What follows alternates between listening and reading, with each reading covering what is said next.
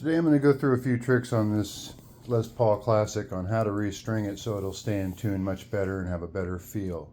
So the first thing we're going to do is we're going to string the string through this tailpiece backwards, and we're going to wrap it over the top, because that's going to lessen the break angle over the saddle, as you can see right here, and it makes it a lot slinkier feeling, and it makes it a lot more tuning stable. So that's the first step we're going to do.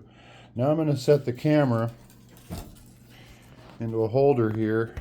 I'm going to try to attempt to show you how to wind your strings around the post so that the wind goes up and locks in your end and gives you tuning stability at this end too. So the first thing you need to do is line everything up, straighten out your post, pull the string through, make sure this tailpiece is where it's supposed to be, just like so.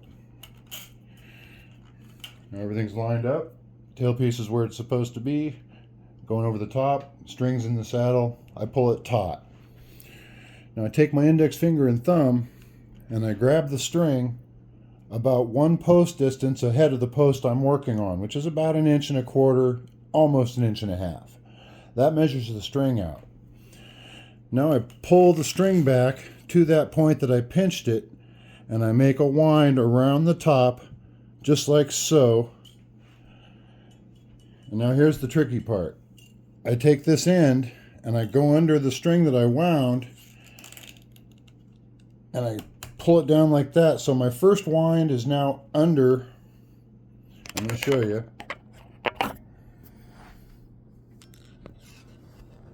My first wind is now under the string coming out of the hole.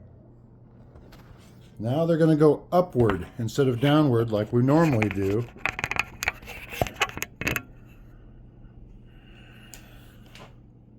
So as I turn,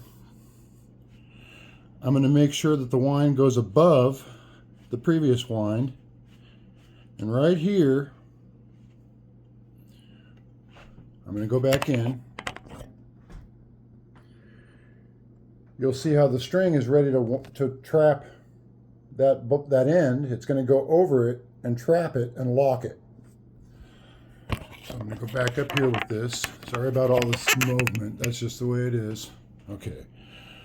So now I continue to wind, and as I'm going over that, I just kind of pull this up, make sure it's up, and I come around, and my next wind is now going on top of the previous wind. Now we're set. Now when I show you, you'll see one wind below, one wind above going over this, right there, locks it in, and then it comes off over here, and no more winds.